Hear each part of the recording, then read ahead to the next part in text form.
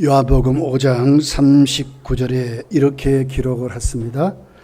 너희가 성경에서 영생을 얻은 줄 생각하고 성경을 연구하거니와 이 성경이 곧 내게 대하여 증언하는 것이니라. 신구약 모든 성경은 예수 그리스도에 대해서 증거한다고 말씀을 하고 있습니다. 구약 성경은 오시는 예수님에 대해서 기록을 했고, 신약 성경은 다시 오셨던 오신 그 초림하신 예수님, 그리고 다시 오실 예수님을 기록하고 있습니다. 사복음서를 보면 예수님이 이 땅에 오시신 구체적인 내용, 사역을 이렇게 자세하게 기록을 하고, 서신서를 읽어보면 그에 대한 신학적인 내용들을 상세하게 기록한 것을 보게 됩니다.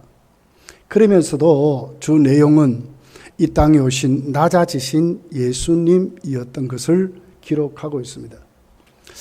유일하게도 요한계시록은 높아지신 예수님, 하늘 보좌에 계시면서 반드시 다시 오실 재림하신 예수님을 기록하면서도 그 재림 예수님은 초림하실 때의 그 예수님이 아니라 영광 가운데 심판주로 오시는 예수님을 상세하게 기록을 하고 있는 것으로 요한계시록은 증거하고 있습니다. 5절을 보면 예수님 하나님의 충성된 증인이었었어요. 그래서 예수님은 십자가에 예수님 우리 죄를 위하여 하나님의 영원한 계획 안에 그 뜻을 이루시는 충성된 증인이었습니다. 그러면서도 예수님은 하나님의 그 뜻 안에 복종한 것으로 끝나는 것이 아니라 죽은 자 가운데서 다시 일어나시는 부활의 주님인 것을 말씀해요. 사망 권세를 깨뜨리시고 부활의 생명을 가지신, 그러면서도 그를 믿는 그들에게 부활의 소망을 갖게 하신 예수님으로 기록을 하고 있습니다. 그러면서도 모든 세상 임금 가운데 주가 되셨다 그랬어요. 이미 참 권세, 참 왕은 예수 그리스도시죠. 그러면서도 다시 오실 그 주님은 누구십니까? 정말 만왕의 왕으로 모든 권세의 권세자로 다시 오심을 5절은 정확하게 기록을 하고 있습니다. 그러면서도 주님은 우리를 사랑하셨대요. 왜 초림하셨는가? 우리를 사랑해서. 그 사랑이 구체적으로 우리에게 이루어졌습니다. 어떻게 해요? 그의 피로 십자가에서 우리 죄를 대속해 주셨다고 그랬어요. 영원한 사망, 하나님의 무서운 진노, 죄에 대한 심판, 모든 죄를 거기에 대한 결과까지도 다 짊어지시고 예수님은 그의 피로 우리에게 자유함을 주시는, 죄 사함을 주시는 그런 주님으로 기록을 하고 있습니다. 그래서 성도는 정말로 우리가 예수를 믿으면 어떤 사람입니까? 영원한 해방된 사람, 참 자유함을 누리는 하나님의 사람인 것을 자세하게 기록을 하고 있습니다. 이것만이었습니까? 그 사랑이 우리에게 적용됐는데 우리는 바로 주님의 나라라고 하는 거예요. 주님이 우리를 인도하시고 주님이 우리의 왕이 되시고 우리의 주가 되시고 우리에게를 책임지시는, 그냥 사는 게 아니에요. 주님의 인도 따라 대장을 모시고 대장이 가자 하면 가는 사람들, 멈추라 하면 멈추라는 사람들, 그런 사람들로 우리가 살림을 받았다는 거예요. 이것만입니까? 하나님 앞에 제사장으로 세워졌대요. 언제든지 하나님께 나갈 수 있는 사람, 우주를 맞은 그 하나님과 대화할 수 있는 사람들로 우리가 세워졌다고 말씀을 하는 거예요. 이보다 더 큰 축복이 어디 있겠어요? 그렇게 해서 바로 그 주님이 구체적으로 이제 그것만이 아니라 다시 오신다고 말씀하는 거예요. 그러면서 오늘 구체적으로 말씀을 하죠. 어떻게 오십니까? 7절에 보니까 구름을 타고 오신다고 이렇게 말씀을 했어요. 자, 그 앞에 뭐가 있습니까? 볼지어다 그랬어요. 이건 뭐예요? 감탄사예요. 주목 이런 말이거든요. 3절에 이렇게 기록했죠. 이 예언의 말씀을 읽는 자, 듣는 자, 그 가운데 기록한 것을 지키는 자는 복이 있다. 근데 그 예언이 그냥 가면 안 된다는 거예요. 주목하라 그 말이에요. 그 예언의 내용이 뭡니까? 우리 주님이 오신다는 거예요. 근데 그냥 뭡니까? 구름을 타고 이렇게 오심을 이렇게 기록을 했어요. 성경을 수천독 읽으면서 그 말씀에 악착같이 지키려고 해도 구름을 타고 오신다는 말씀에 주목되지 아니하면 뭐요? 잘못됐잖아요. 성도는 요한계시록만이 유일하게 말씀하는 다시 오신다. 구름을 타고 오신다. 요한계시록의 일성의 일성. 다시 오신다는 말이 이제 첫 번째로 탁 기록하는 거예요. 이 말씀이 주제입니다. 주님이 다시 오신다는 거예요. 주 예수여 어서 오시옵소서. 성도는 그런 마음으로 준비하고 있으라고 말하는 거예요. 여러분 성경에서 무엇을 발견하고 믿고 있습니까? 예수님 만나야 돼요. 어떤 예수님요? 다시 오실 예수님. 반드시 오신다는 거예요. 그 예수님의 오늘 주목하라고 이렇게 말씀을 하고 있어요. 오시리라 그랬죠. 이 현재형이 현재형. 나중에 온다 그 말이니 지금도 오시고 계신다는 거예요. 이 현재형이에요. 오신다는 말이. 그러니까 언제 오실 줄 모르죠. 지금도 계속 오시고 계시는 그런 예수님으로 이렇게 기록을 하고 있습니다. 이 말씀은 구약의 예언 다니엘서 7장 13절의 말씀을 반영한 말씀입니다. 다니엘서 7장 13절에 보면 이렇게 기록했어요. 내가 또 밤 환상 중에 보니 인자 같은 이가 하늘 구름을 타고 와서 옛적부터 항상 계신 이에게 나아가 그의 앞으로 인도됐다. 그렇지. 하나님의 뜻대로 이루어지는데 어디에요? 구름을 타고 그 하나님 앞에서 이제 다시 오실 주님으로 계시는 그 모습을 이제 이루어졌다 그 말이에요. 밤모섬에 요한이 보니까 그 주님이 말이에요. 다니엘서의 예언 그대로 이제 다시 오실 그 주님으로 계시는 거예요. 깜짝 놀란 거예요. 오시리라는 말이 뭐라고요? 계속 오신다 그 말이에요. 지금도 오신다 그 말이에요. 그렇게 해서 우리가 그 주님 앞에 우리가 세워지는 그런 모습으로 준비하고 살아야 된다는 거예요. 예수님은 대제사장 앞에 십자가로 나가시기 전에 신문을 받지요. 대제사장이 물어요. 네 하나님의 아들이냐? 그랬더니 당당하게 대답했어요. 마가복음 14장 62절에 있는 말씀이라요. 예수께서 이르시되 내가 그니라 인자가 권능자의 우편에 앉은 것과 하늘 구름을 타고 오는 것을 너희가 보리라. 예수님 누구라고요? 네가 말했다는 거예요. 네 하나님 아들이냐? 네가 말했다는 거예요. 그러면서 예수님 어떻게 오신다고요? 구름을 타고 오시리라 이렇게 정확하게 기록을 했어요. 시편 104편 3절을 보면 이런 말씀이 있어요. 구름으로 자기 수레를 삼으셨다. 하나님이 구름을 타고 다니시는 거예요.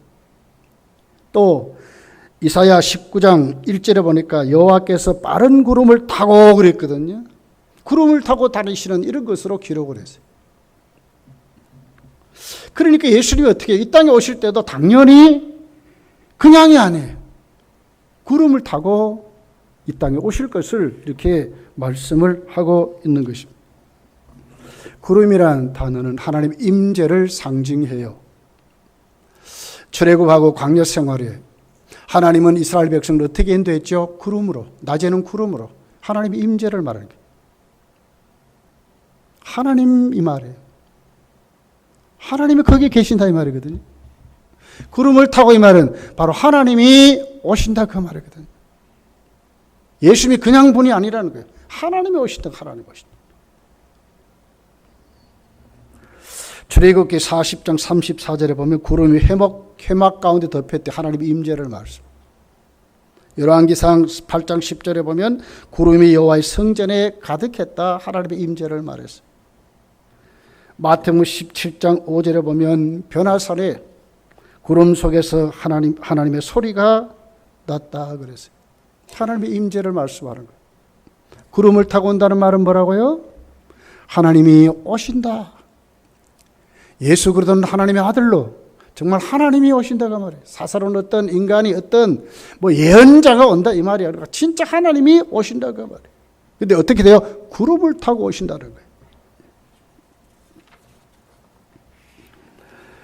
마가복음 13장 26절에 보면 이렇게 기록했어요. 그때 인자가 구름을 타고 큰 권능과 영광으로 오는 것을 사람들이 보리라 그랬거든요. 구름을 타고 하나님이 오시는데 어떻게 오세요? 큰 영광과 큰 권능으로 예수님 이 땅에 오실 것을 말씀을 했어요. 시시하지 않습니다. 문재인 대통령 정도가 아니 비교할 수 없는 것. 트럼프 한마디가 세계가 벌벌 떱디다. 경제가 왔다 갔다 합디다. 그 정도가 아니에요. 온 지구촌의 사람들이 구름을 타고 오시는 그 주님을 어떻게 본다고요? 큰 권세와 영광 가운데 오시는 주님을 만나게 된다는 거예요. 예수님이 구름을 타고 오시기 재림하시기 직전에 이 세상에 일어날 현상을 이렇게 기록을 했어요. 마가복음 13장 24절 25절에 있는 말씀을 그때에 그 환난 후에 해가 어두워지며 달이 빛을 내지 아니하며 별들이 하늘에서 떨어지며 하늘에 있는 권능이 흔들리라. 자연이 막 변하는 거예요. 해가 빛을 잃고 달이 막 떨어지는데 지구촌이 막 흔들릴 것을 말했어요. 중력이 작용하지 않는 것을 말하는 거예요. 온 세계가 예수 그리스도의 재림 앞에 벌벌 떠는 것을 말하는 거예요. 여러분 자연림은 엄청납니다. 이번 뉴스에 일본 보니까 태풍이 와가지고 어떻게 해요? 막 온 동네가 막 피난하고 난리가 났어요. 재난을 선포하고 일본이 지금 난리가 났어요. 자연힘은 엄청나죠. 근데 그건 게임이 안 되는 거예요. 예수님 진짜 큰 권능과 영광 가운데 올 때 어떤 이 지구촌에 어떤 사건이나 해가 빛을 잃어버린대요. 달이 막 떨어진대요. 온 자연이 막 흔들리는 그 자연이 본래 자리에 있지 못할 정도로 예수님은 그렇게 오신다는 거예요. 이분이 우리 주님이라.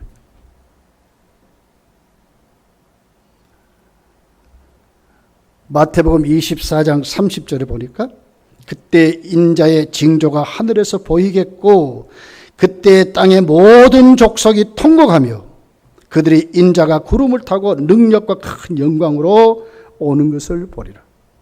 땅의 모든 족속이 그 앞에 설 수 없이 벌벌 떨 것을 말합니다. 이렇게 주님이 오신대.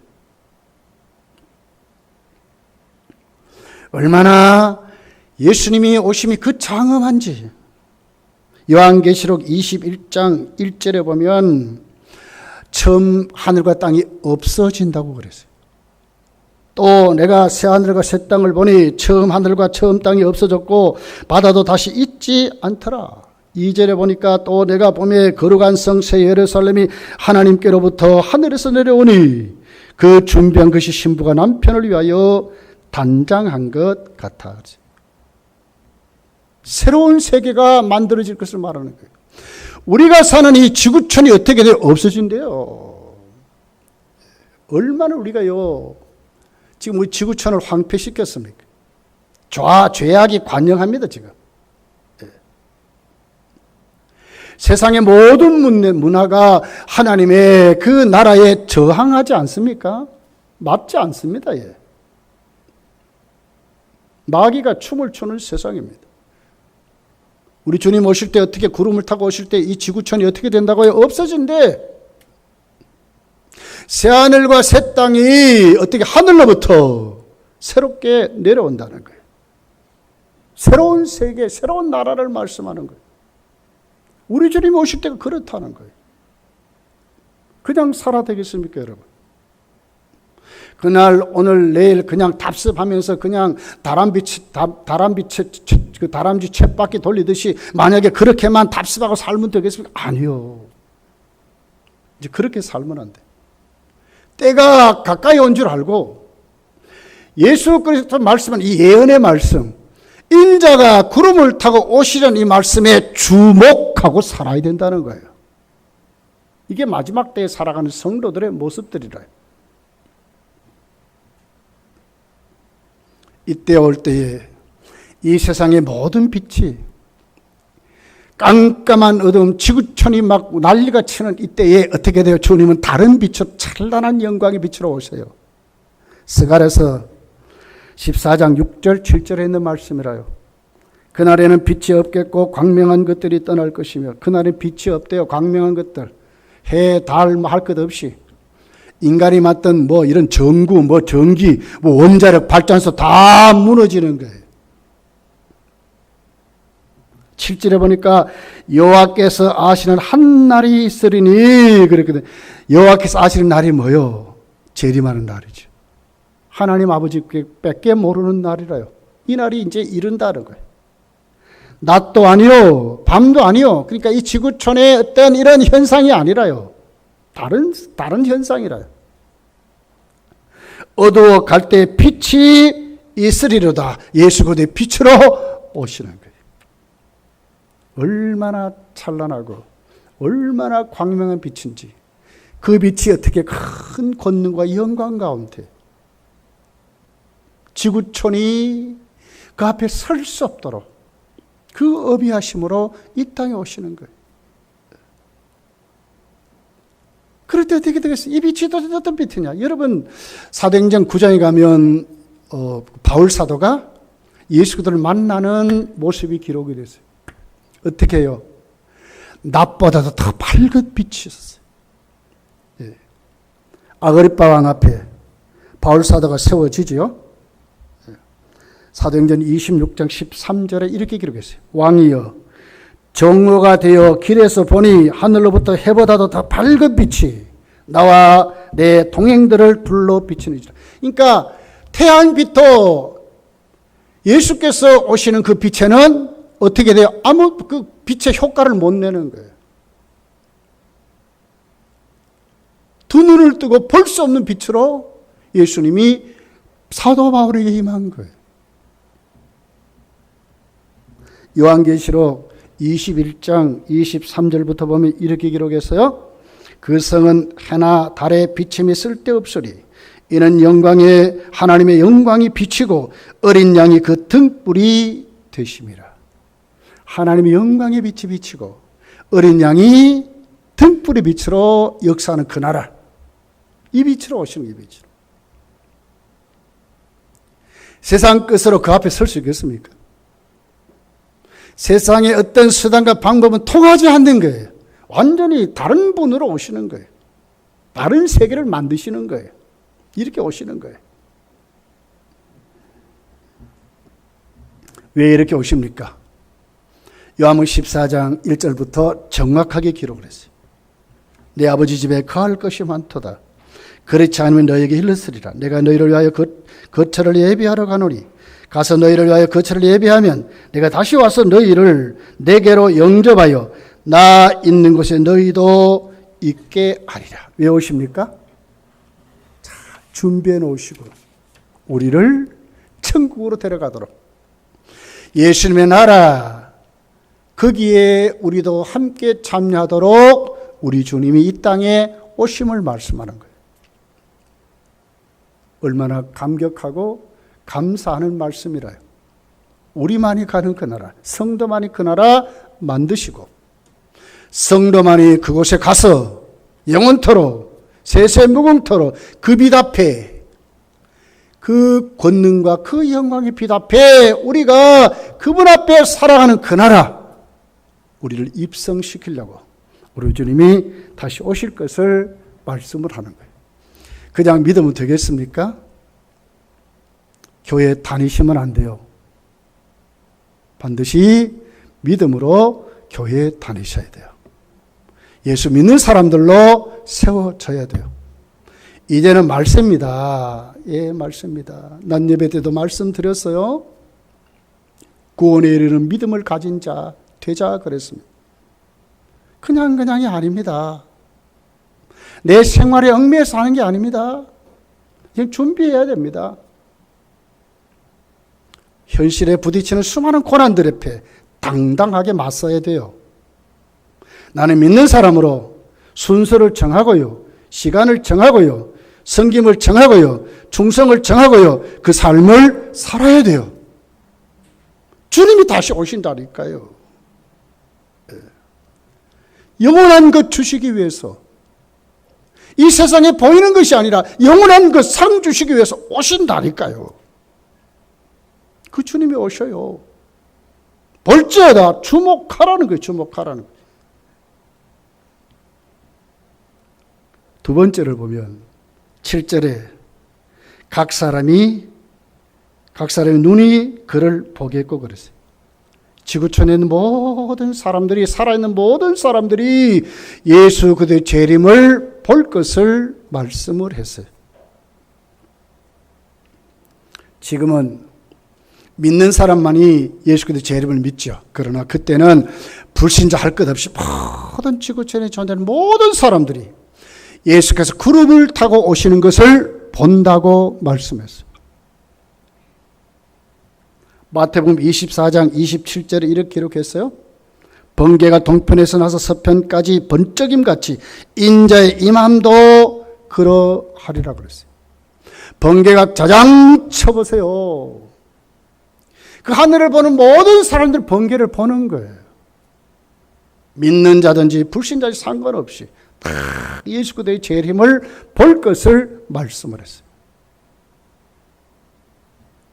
마태복음 24장 30절에 보니까 그때 인자의 징조가 하늘에서 보이겠고 그때 땅의 모든 족속이 통곡하며 그들이 인자가 구름을 타고 능력과 큰 권능으로 오는 것을 보리라 확실히 기록했어요.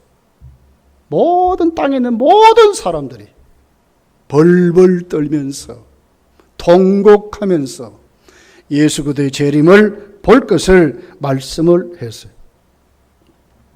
오늘 7절은 이렇게 기록해요.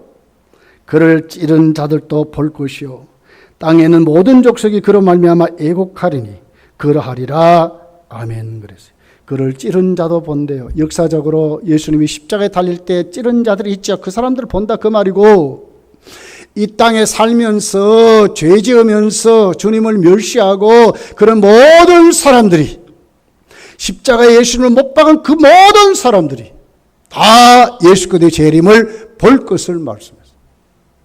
다 볼 것입니다. 보란 듯이 주님은 살아 계셔서 반드시 다시 그 사람들 눈에 확실히 예수께서 살아계심, 심판주로 영원한 하나님 나라가 있다는 것을 그들 앞에 당당히 예수님 보여주게 된다는 것이. 땅에 있는 모든 족속이 본대요. 이건 심판의 보편성을 말해요. 근데 여기 애곡하리라 그랬거든요. 원문을 보면 칼로 몸을 막 찌른다. 가슴을 때린다. 후리가 편다. 이 말이거든요. 그때 불신자들은 어떤 모습일까? 바로 이런 모습이에요. 가슴을 막 때리면서 이 지구촌의 울음바다가 될 거예요. 울음바다. 야, 진짜 예수님이 있구나. 아이고, 내가 왜 예수를 안 믿었는가? 그분 앞에 벌벌 떨면서. 열왕기상 18장에 보면 바알과 아세라 선지자가 뭐 했어요? 기도하다 안 되니까 나중에 자기들 몸을 막 상해서 찢고 막. 이 모습이에요, 이 모습. 큰 붕괴 내면서. 이제는 어떻게 해볼 방법이 없어, 이제는. 회개할 기회가 다 사라졌어요. 믿을 기회가 다 사라졌어요. 그러니까 어떻게 해요? 거기에 대해서 통곡하면서 난리를 나는 거예요. 지구촌의 모든 곳이 이제 이렇게 될 거예요. 그러하리라 아멘 그랬거든요. 그러하리라 이 말은 아멘이라는 말과 똑같아요. 이 강조하는 거예요. 반드시 이렇게 된다는 거예요. 반드시 그렇게 되니 너희는 어떻게 주목하라 그 말이에요. 여기에 올인하라 그 말이에요. 말씀을 읽고 말씀을 듣고 말씀을 지키는 거 좋은데 그 복이 구체적으로 적용되려면 주목해야 된다는 거예요. 이 예언의 말씀에 주목하라는 말이에요. 그렇게 해서 우리가 준비된 그 사람들에게 오늘 또 하나님을 어떻게 되어 영광 가운데 큰 권능으로 우리 주님이 오심에 오 주 예수여 어서 옵시옵소서 이렇게 세워지게 된다는 거예요. 이때 여러분 거국적인 유대인의 회심이 있게 될 것입니다. 스가랴서 12장 10절에 있는 말씀이라요. 내가 다윗의 집과 예루살렘 주민에게 은총과 간구하는 심령을 부어주리니 그들이 그 찌른 바 그를 바라보고 그를 위하여 애통하기를 독자를 위하여 애통하듯 하며 그를 위하여 통곡하기를 장자를 위하여 통곡하듯 하리라. 그러니까 유대인들이죠. 다윗의 자손들이죠. 그들에게 아주 애통하는 마음을 부어서 극적으로 회심하는, 회개하는 사건이 일어날 것을 말씀하는 거예요. 그 결과 스가랴서 13장 1절 2절은 이렇게 기록해요. 그날에 죄와 더러움을 씻는 셈이 다윗의 족속과 예루살렘 주민을 위하여 열리리라. 만군의 여호와가 말하노라. 그날에 내가 우상의 이름을 그 이 땅에서 끊어서 기억도 되지 못하게 할 것이며 거짓 선지자와 더러운 귀신을 이 땅에서 떠나게 할 것이라. 정말 거국적인 유대인들이 진짜 예수님 재림할 때에 회심할 것을 이렇게 말하는 거예요. 통곡하는, 간구하는 심령을 부어서 애통하게 만들어서 예수 그리스도 앞에 회개할 때에 씻음을 받는다는 거예요. 그 민족이 하나님 앞에 구원받는 은혜를 이렇게 성경은 기록을 했어요. 이방인의 충만한 수가 다 돌아올 때 로마서 11장에 바울에게 하나님이 말씀하셨잖아요. 유대인들이 거국적으로 회심할 것을, 이방인의 충만한 수가 회개할 때 그들을 시기나게 해서 그들이 하나님 앞에 회개할 것을 이렇게 말하는 거예요. 여러분, 우리도 정말 하나님 앞에 예수께서 구름을 타고 오시는 것을 우리가 확실히 믿는다면 어떻게 살아야 되겠어요? 우리에게도 간구하는 심령을 부어서 우리도 회개하며 준비하며 살아야 된다는 거예요. 이것이 성도의 모습을 이렇게 말하는 거예요. 우리가 늘 이렇게 대표 기도할 때에 우리 장로님들뿐만 아니라 오늘도 우리 김정인 집사님 기도를 하셨어요. 거기에 빠지지 않는 게 하나 있죠. 그게 뭐예요? 우리가 하나님 앞에 죄를 지었다는 것이죠. 알고도 짓고 또 연약해서도 짓고 눈으로 짓고 손으로 짓고 마음으로 짓고 행동으로 지은 우리의 말로 지은 이 죄를 용서해 주십시오. 이렇게 우리가 기도하잖아요. 강구의 심령이라. 성도는 이러고 사는 사람들인 거예요. 배교자는 이게 없어요. 이게 없어요. 그래서 우리가 오늘 또 이 말씀 가슴에 담고 정말 거국적으로 일어나는 그 유대인들의 그 회개를 보면서 우리도 이방인의 충만한 수가 더러기까지 거기 우리가 속하잖아요. 유대인들의 구원이 어떻게 이루어졌다고요? 하나님 앞에 통곡함으로, 회개함으로, 예수께로 돌아옴으로 우리도 그러고 살아야 돼요. 이게 구원이에요. 세상에 그냥 주어지는 기회대로 막 정신없이 여기 갔다 이게 아니에요. 그렇게 살면 안 돼요. 하나하나 이제는 순서를 정하고 사셔야 돼요. 무엇이 우선순위인지 어떻게 해야 되는지 반드시 거기에 우리의 삶의 자리를 딱 정해놓고 사셔야 돼요. 준비하셔야 된다니까요.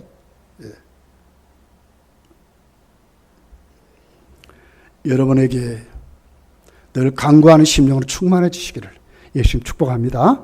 그리고 세 번째입니다. 구름을 타고 오신다는 이 말씀이 요한에게만 들려준 말씀이 아니라 오늘 8절에 보니까 하나님이 예수 그리스도의 오심을 친히 증거하는 것으로 기록이 됐어요. 주 하나님이 이르시되 나는 알파와 오메가라.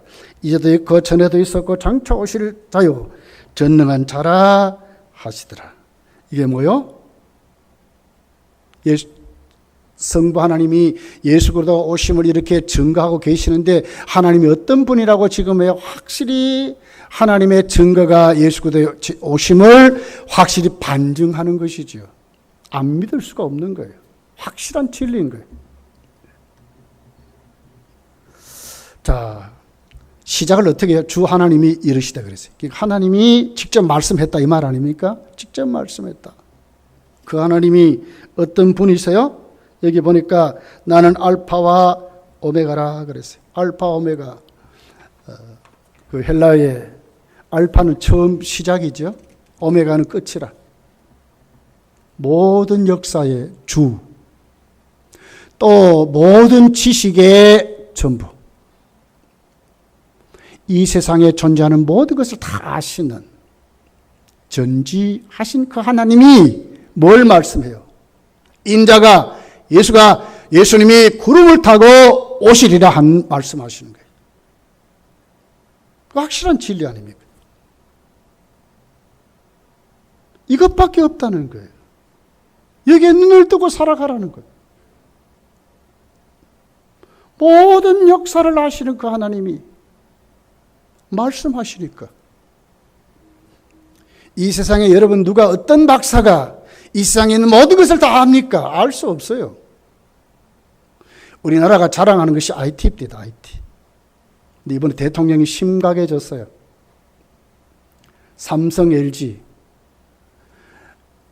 LED, LCD 모니터가 세계 1위 아닙니까? 잘못하면 그 자리를 내준대요. 심각하다고 솔직하게 고백해서 한글날. 왜요? 모르니까. 지금은 1등 같은데 후발 주자들이 너무 가까이 왔다는 거예요. 기술이 그들도 이젠 다 따라왔다는, 이대로는 안 된다는 것이지요. 앞으로도 1등 하려는지 2등 하려는지 모른다고 하는 말씀 아닙니까? 하나님은 안 그런 분이요. 알파와 오메가 되시는, 처음도 끝도 다 되시는, 그 안에 존재하는 모든 역사를 다 아시는 완벽하신 그 하나님이 뭘 말씀해요? 예수님이 구름을 타고 오신다는 거예요. 한 주간 여러분 이 말씀에 여러분이 올인하셔야 돼요. 나도 잘 준비하고 살자. 주님 오실 때가 됐다는 것을 우리가 알고. 세상은 정신이 없습니다. 지금요. 진짜 정신이 없어요. 얼마나 빨리 변하는지 몰라요.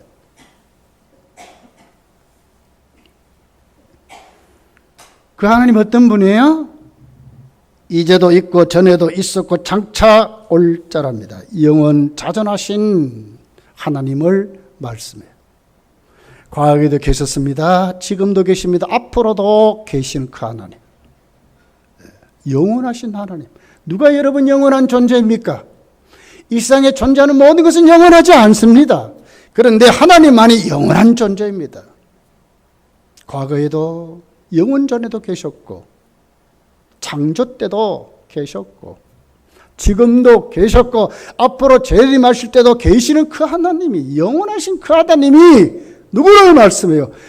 주님이, 예수님이 구름을 타고 오신다고 말씀하는 거예요. 안 믿을 수 있겠습니까? 네.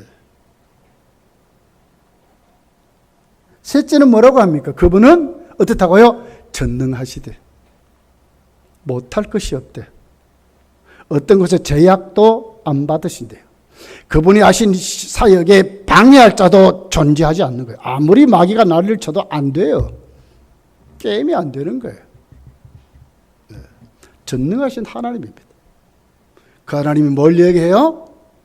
예수님이 구름을 타고 오신다고. 어떻게 오셔요? 큰 권능과 영광 가운데 찬란한 빛으로. 이 지구촌이 그 앞에 설 수 없도록 태양이 빛을 잃어버리고 모든 빛들이 다 무너지는, 만류 인력이 존재하지 않아요. 그때요. 별들이 막 떨어진다 그랬는데요. 뒤집어져 버리는 거예요. 그 권능으로 주님이 오셔요. 지구촌의 모든 사람들이 벌벌 떨면서 통곡하게 될 것입니다. 가슴을 치면서 휴업하면서 난리를 치게 될, 온 지구촌에 70억 넘는 인구가 엉엉 울고 난리가 나는 거예요. 여러분, 대구 사람들 다 나와가지고 한번 엉엉 울어보세요. 대구가 난리가 날 거예요. 그런데 우리에게만 지금 가르쳐 주는 거예요. 거기에 주목하라는 거예요. 반드시 다시 오신대. 다 본대요. 다 알게 오신다는 거예요. 그러면서도 어떻게 돼요? 그분이 오실 때에 하나님마저도 내가 보냈다 증명하시는 거예요. 한 주간 여러분 정말 기도하며 살아야 될 줄 믿습니다. 정신없이 살지 마세요. 순서 정하고 사세요. 하나님 앞에 살아가세요. 열매 맺고 살아가세요. 회개하며 살아가세요. 내가 더 새로워지고 정결되도록 정결하게 살아가세요. 예수는 왜 여러 번 십자가에 죽으셨습니까? 우리 죄를 사해 주시려고. 그런데도 또 죄짓고 그걸 물고 먹고 마시며 살겠습니까? 아니요. 그 자리에 나오셔야 되죠. 영원히 지옥 갈 백성들과 어깨동무하면서 그 사람들이 살아가는 대로 우리도 살랍니까? 아니요. 그런 재미 따라 살라고요? 아니요. 이제는 주의 말씀에, 이 예언의 말씀에 우리가 주목하는데, 어떤 말씀이라고요? 다시 오신다. 다시 오신다. 주님 다시 오신다는 거예요. 초대교회 성도들이 여기에 꽂힌 거예요. 다시 오실 그 주님을 바라보고, 여러분 사자가 물에 뜯겨 죽어가면서 그 길을 가면서도 찬송하며 가서 죽었어요. 이게 성도예요, 성도. 고난 앞에 담대했어요. 뒤로 도망가거나 숨거나, 아이고 나는 예수 믿지 않는 사람이다, 이런 것으로 쫙 숨어서 어필하면 이러고 안 살았다니까. 타협하며 안 살았어요. 색깔 있는 사람들로 살았어요. 주님은 구름을 타고 반드시 다시 오십니다. 그날을 열망하면서 여러분 우리의 모든 삶을 오늘 또 하나님께 내려놓고 한 주간 동안 승리하며 살아가시기를 예수님 축복합니다. 기도하겠습니다. 말씀